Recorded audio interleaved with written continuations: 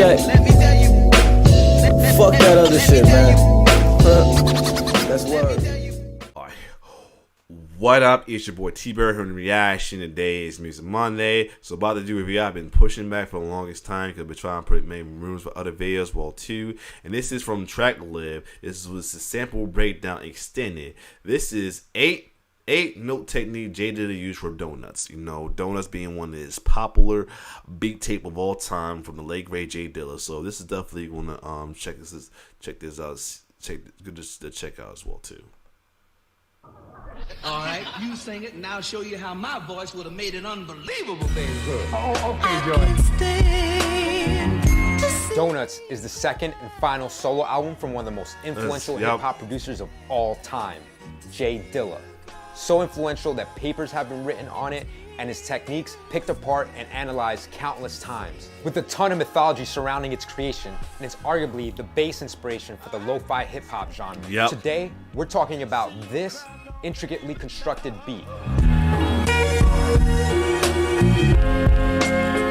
Yeah, that joint. So what made J Dilla the archetype for hip-hop sampling? Heralded by his peers, influencing entire genres and future generations?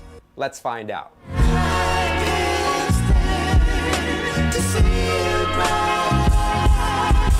This is a series where we take a closer look at some of the coolest sampling techniques we've come across while making our sample breakdowns, dive deeper into the historical context surrounding them, and show you how you can use these techniques to expand your own sampling toolkit. James "Do It" Yancey, better known as J Dilla, was born in Detroit, Michigan. His mother, Maureen "Ma Dukes" Yancey, was a former opera singer.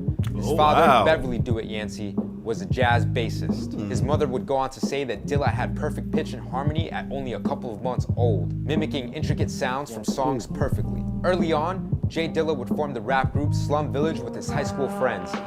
JD, man, I shoot sometimes. I sit and wonder when I think about these Gaining a reputation for his funky bass lines, offbeat drums, innovative sampling techniques, and complex jazzy harmonics. While others would sample cool parts they liked, Dilla would manipulate his samples to do what he wanted them to do, almost like he could speak through them. Like in the Slum Village track, where he changes the word to sound more like, or in this beat, where he rearranges the ending of the Grease soundtrack.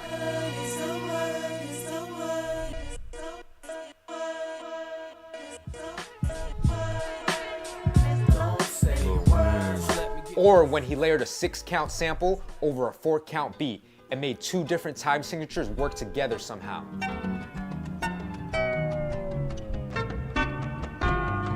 Wow. Oh man, nice. Or this beat, where he took the bass line from, well, you get the point. To his peers, this was like witchcraft. Like Jimi Hendrix's guitar was his instrument, the sampler and the records were Dilla's. His production instrument of choice was the MPC 3000, which he would use to craft timeless classics for a lot of artists, like A Tribe Called Quest, De La Soul, Erykah Badu, Common, The Roots, just to name a few.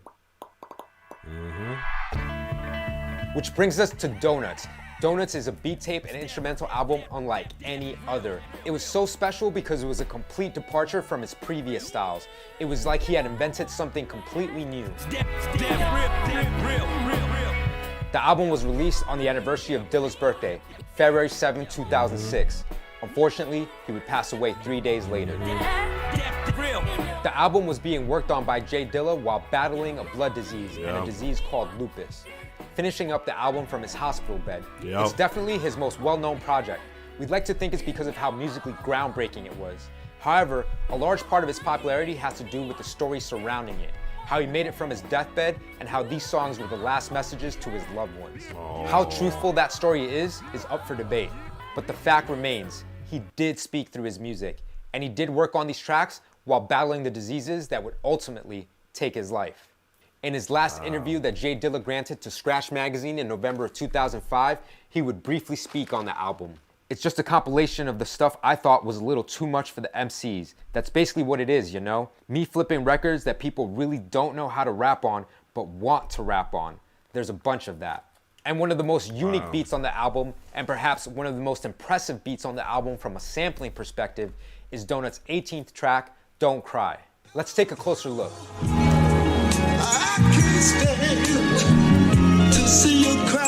Dilla is essentially deconstructing the record with surgical precision at different points along the entire original composition. Instead of looking at a certain loop or section of the record, he's zooming out and looking at the entire record as a canvas.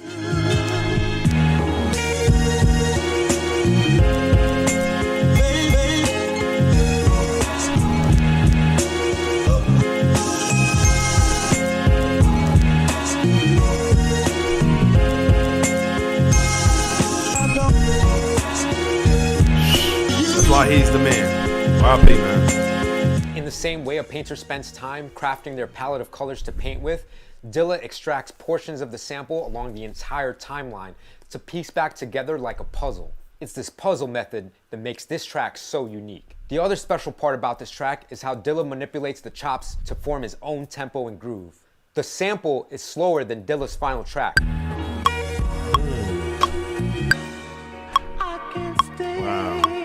Which means that normally, if you picked anything other than eighth notes, your chops would sound out of sync, since all the drums would be hitting too late. Yeah. But because he does eighth note chops, he's forcing the sample to adhere to his new speed.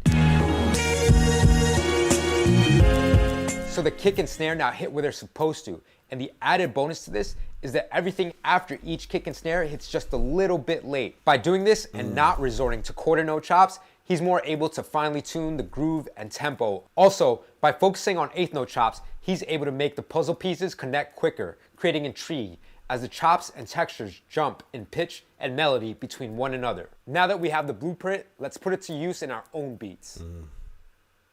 All right, so to recreate this technique, we're gonna come into Tracklib, we're gonna go over to tracks, and to narrow this down, we have filters up here. I'm just gonna actually use the like mid 60s to late 70s.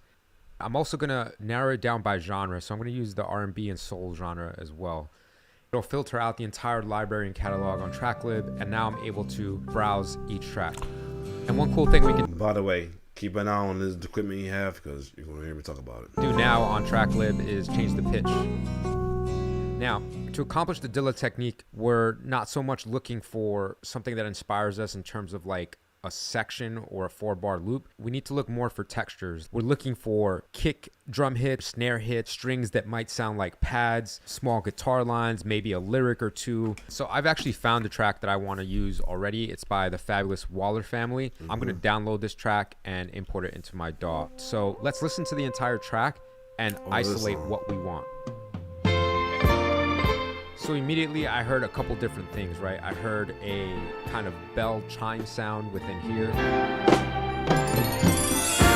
That itself is a pretty cool sound. And then the word baby. Baby, baby, I know.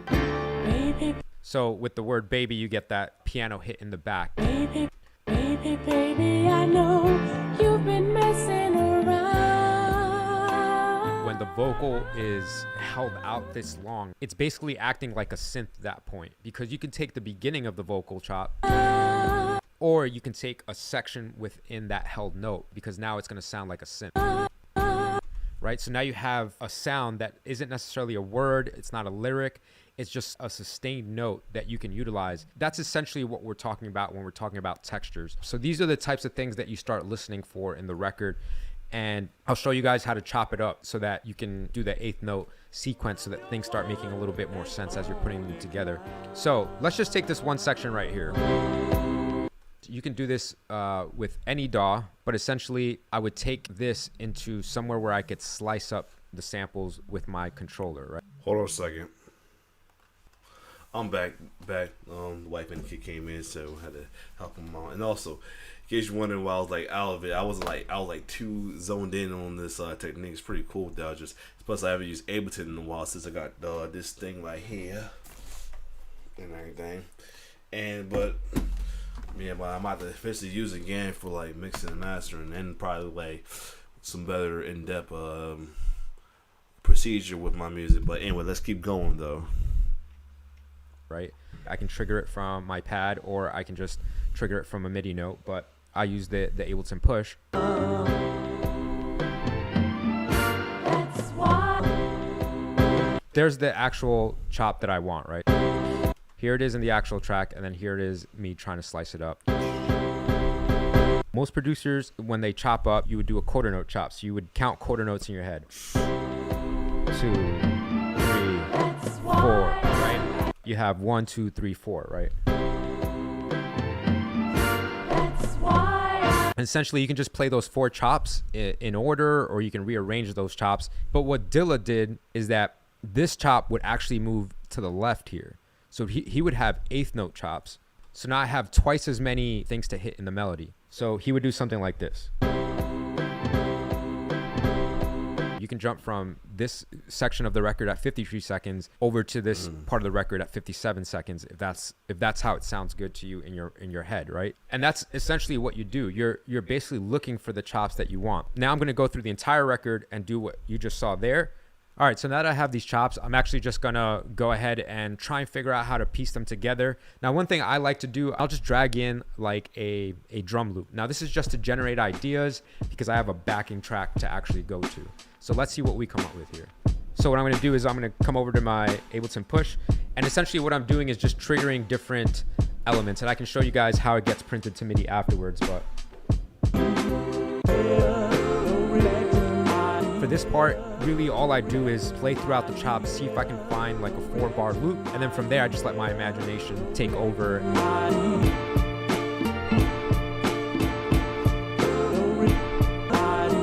Nice. As I'm repeating things that might not make sense, there's certain parts of those elements that I like that I'm trying to keep. So I'm trying to remember those parts and then take out the one chop that I don't like. All right, I think I kind of like that, so I'm just gonna go with that for now. And I just created a 2-bar section here. One part was a little bit repetitive, and then the second part was a different section that I repeated.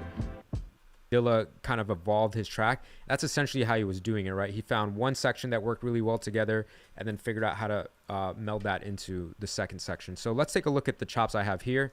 So you can see all this is doing is basically triggering these slices that you see down here in my DAW. So you could actually just come in here in MIDI and play around. You can use a keyboard for this. You don't necessarily need a push controller or an MPC or anything like that. You can do this with any software as well. That second chop right here, that vocal choir that comes in, I don't like that part. So here you can literally just take the MIDI and move it around, right? You can just play around with it. That's the beauty of MIDI now, is I can go here and change that chop to whatever I want. Actually, that sounds better than the chop that was there before. Essentially, you can put these puzzle pieces together in any way, shape, or form. This is how I chose to do them, and this is how I recreated the Dilla technique.